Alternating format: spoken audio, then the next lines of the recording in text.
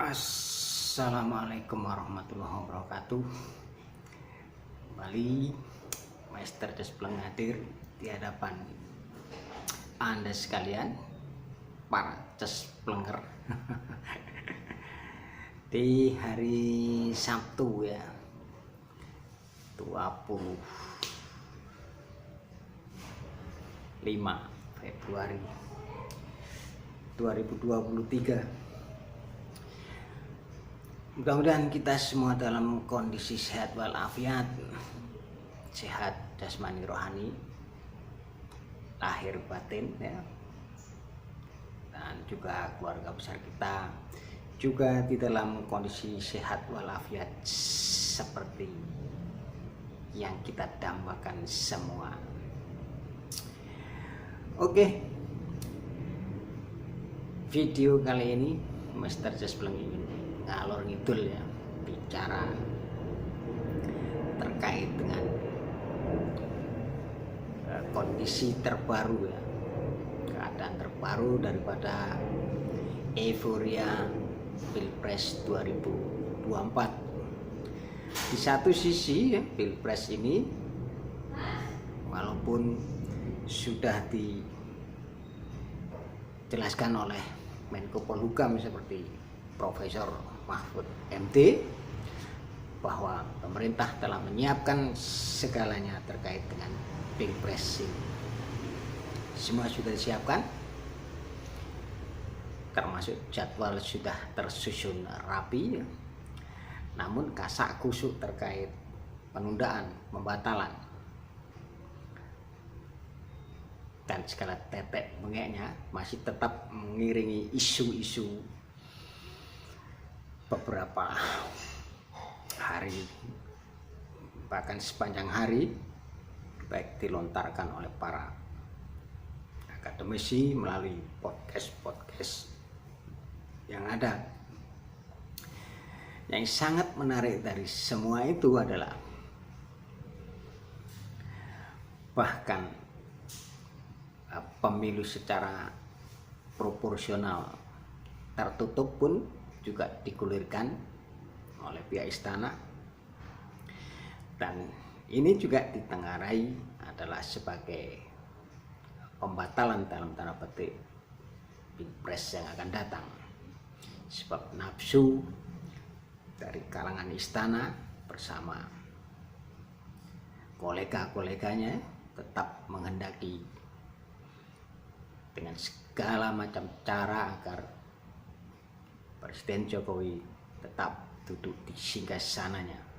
Tak peduli itu konstitusi, tak peduli itu aspirasi rakyat, tak peduli itu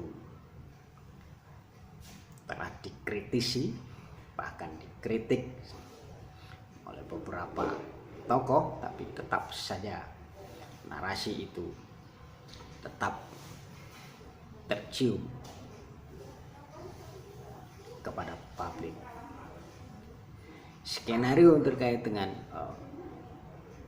narasi pemilu proporsional tertutup adalah dengan demikian agar terjadi suatu kondisi chaos yang paling tidak akan menunda ada suatu momen untuk menyatakan penundaan pemilu. Di sisi lain, dan hal itu berhubungan erat dengan penampilan dalam tanda petik Anies Baswedan di gelanggang politik nasional, karena Anies merupakan satu-satunya tokoh yang sudah meng-tagline-kan diri sebagai pembawa perubahan di Pilpres 2024. Sementara itu, elektabilitas daripada Anies Baswedan terus merangkak naik. Beberapa saat yang lalu setelah PKS juga mendeklarasikan Anies Baswedan sebagai bakal calon dari PKS yang bersama-sama dengan Partai Demokrat dan juga Nasdem, Nasional Demokrat, yang mengusung pertama kali Anies Baswedan, juga mendapat sambutan yang antusias dari publik.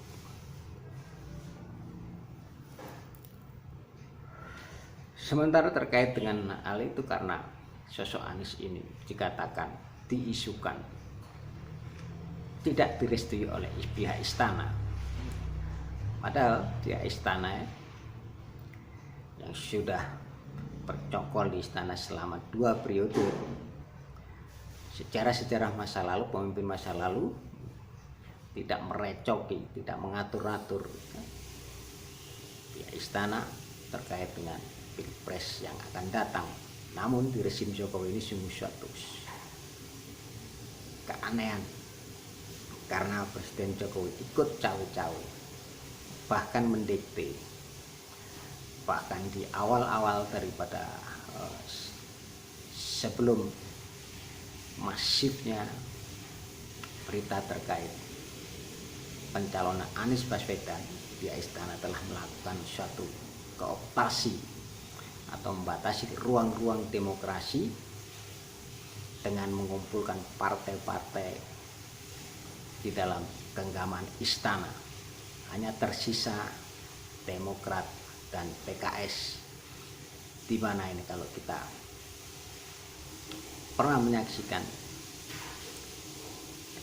politisi dari PDIP yang menyatakan bahwa tidak akan pernah bergabung dengan Partai Demokrat maupun PKS, dan belakangan juga diulangin lagi dengan kata yang hampir yang bermakna sama, yaitu tidak turut mengusung Anies di dalam koalisi perubahan, karena memang mainstream platform mereka sangat berbeda. Dan untuk menjegal Anies, banyak cara sudah dilakukan, mulai dari teror, spanduk-spanduk yang hingga detik ini juga masih berlanjut saat Anies melakukan safari ke berbagai wilayah di Indonesia. Spanduk-spanduk seolah-olah menentang, menolak kehadiran Anies Baswedan di kota tersebut, dengan spanduk-spanduk yang dipasang secara gelap dan tidak ada yang mengakui kecuali yang mengisyaratkan bahwa warga setempat menolak. Faktanya mungkin hanya beberapa gelintir orang dan mungkin juga bahkan orang-orang suruhan. Namun sayangnya hal ini tidak ditindaklanjuti secara semestinya oleh pihak-pihak terkait. Bahkan dari KPK sendiri terus maju pantang mundur untuk mengkriminalisasi Anies Baswedan terkait dengan proyek Formula E-nya, sampai-sampai terjadi reshuffle dalam tanda petik di tubuh KPK. Dan saat ini juga sudah dimainkan di MK, Mahkamah Konstitusi, melalui pemilu elektoral secara tertutup. Padahal jika itu seperti biasanya sebelumnya, yaitu terbuka, rakyat akan mendapatkan wakil-wakil di legislatif sesuai dengan pengetahuan daripada publik, masyarakat, tidak membeli semacam membeli kucing dalam karung. Nah, kemunduran ini memang sengaja dimainkan untuk membuat suatu suasana gaduh. Sementara jika kelompok-kelompok lain atau publik atau masyarakat terindikasi membuat suatu kegaduhan, tentu secara masif pihak penguasa sudah melakukan tekanan-tekanan, bahkan mungkin juga penangkapan. Faktanya keonaran-keonaran yang ditimbulkan atas dasar ketidaksenangan ke istana terhadap sosok Anies Baswedan. Entah apa sebabnya, padahal track record bisa diadu dengan tokoh-tokoh yang lain. Bagaimana sosok Anies selama memimpin. Oleh karena itu, sebuah gagasan yang menarik, selain visi dan misi, Anies menyertakan satu poin tentang track record daripada sosok-sosok yang akan maju menjadi bakal calon presiden dan wakil presiden di 2024. Dan track record ini belum mendapat tanggapan, sepengetahuan Master sebelumnya belum mendapat tanggapan yang semestinya dari tokoh-tokoh yang sudah banyak beredar baik di media, bahkan melalui polling mereka menempati posisi-posisi yang strategis dari polling yang mereka selenggarakan. Walaupun ada rumor-rumor yang mengatakan bahwa polling tersebut merupakan sebuah pesanan dari kelompok-kelompok tertentu, bahkan dari pihak istana. Sosok Anies di dalam polling tersebut tidak pernah menempati ranking 1 dari 3 kandidat yang terpopuler. Anies selalu menempati ranking ketiga. Ranking pertama di dalam polling itu selalu diduduki oleh Ganjar Pranowo secara bergantian dengan Prabowo Subianto. Nah, andai kata polling tersebut memang benar, bukan sebuah rekayasa, tentu mereka tidak perlu takut untuk menghadapinya di Pilpres pencoblosan nanti, karena mereka tentunya sudah mendapatkan gambaran yang sangat jelas dari polling itu.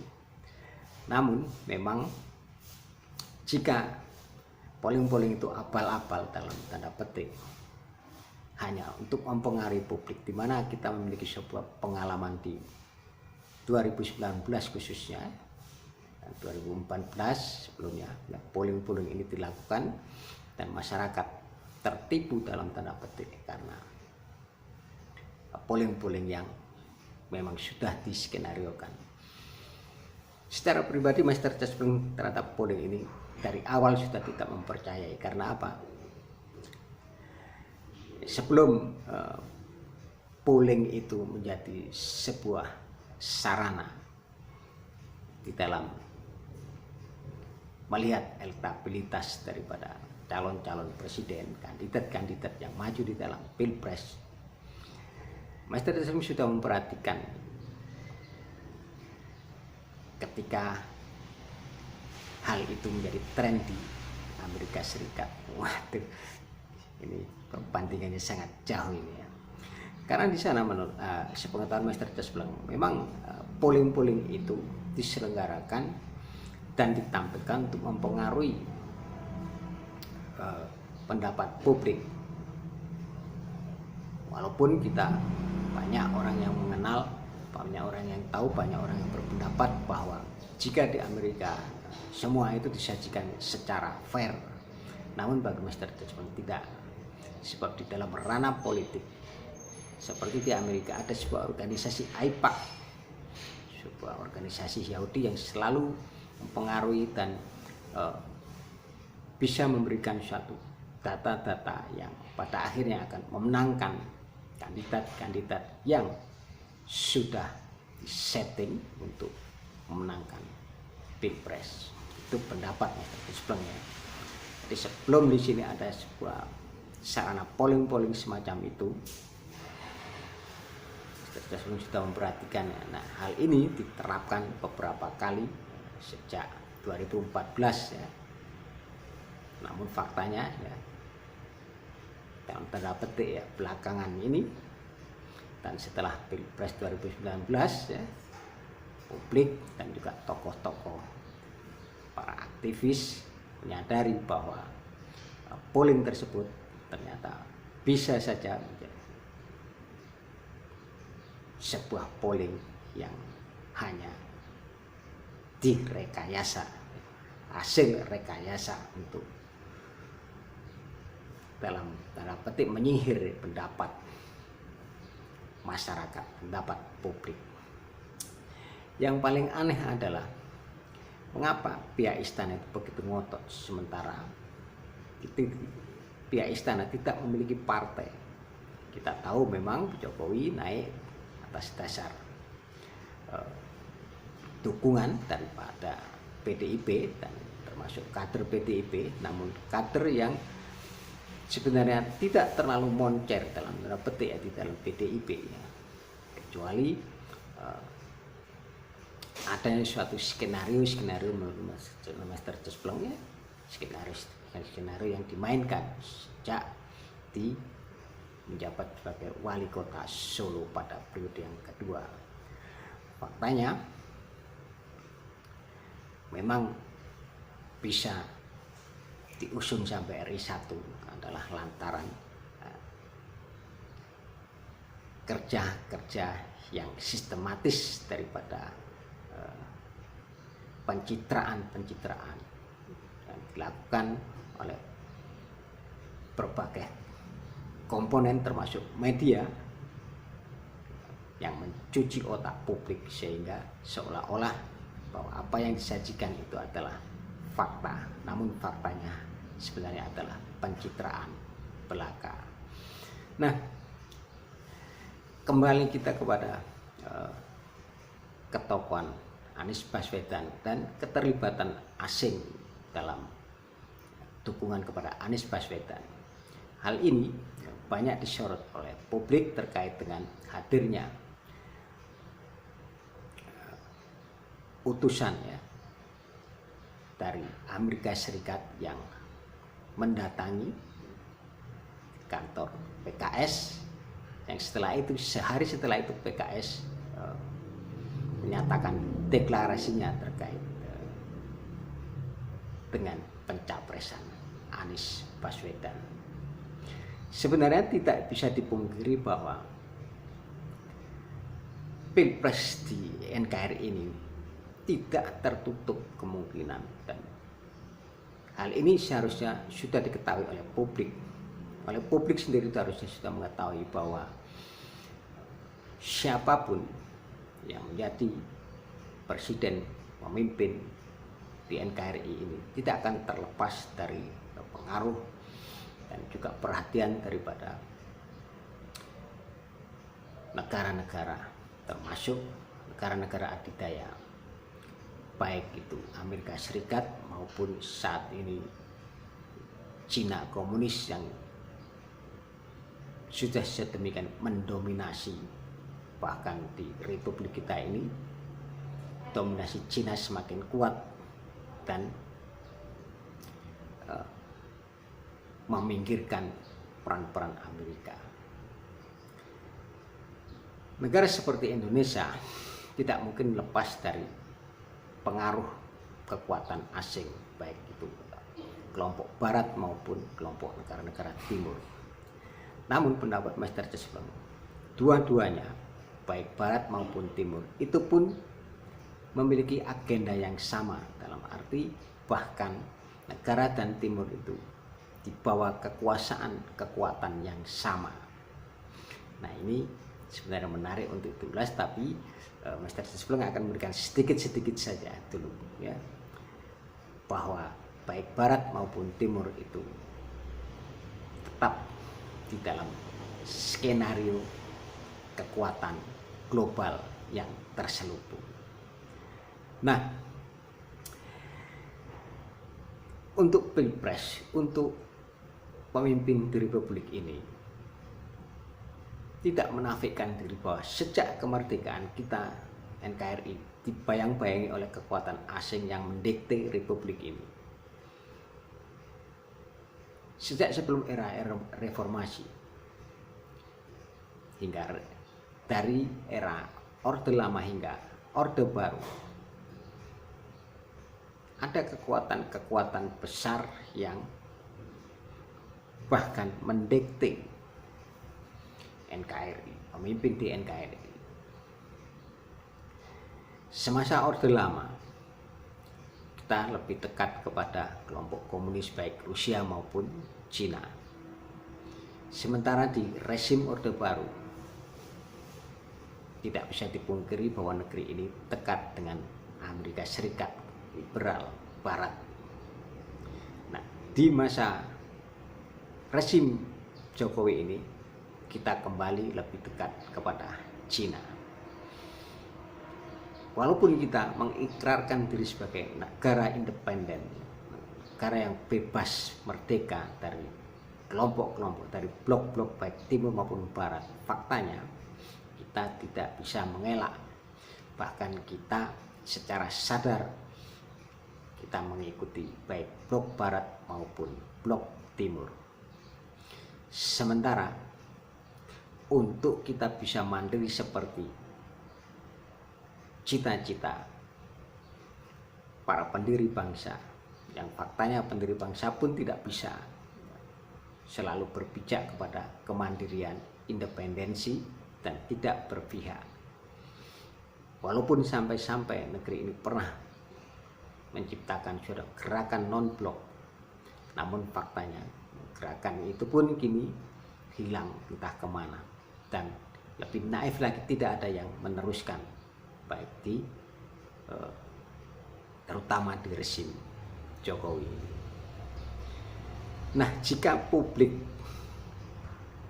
mempersoalkan keterkaitan antara berkiblat kepada barat ataupun ke timur, kepada barat kepada Amerika, timur kepada Cina,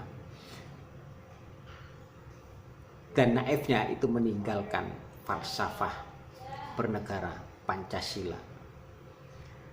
Bahkan seorang sejarawan Anhar Gonggong pernah menyatakan bahwa Pancasila itu hanya dimainkan di bibir saja tanpa teraplikasikan dengan baik dan benar sepanjang sejarah NKRI berdiri. Oleh karena itu, arus perubahan ini, walaupun ketika nanti tidak bisa menghindar untuk kembali harus berdekat-dekat ria dengan Amerika, kita berharap pemimpin ke depan yang membawa perubahan berpijak kepada Pancasila secara murni, konsekuen, dan bertekad untuk mandiri secara keseluruhan. Oke, demikian saja, mudah-mudahan ini bermanfaat. Billahi taufiq wal hidayah. Wassalamualaikum warahmatullahi wabarakatuh.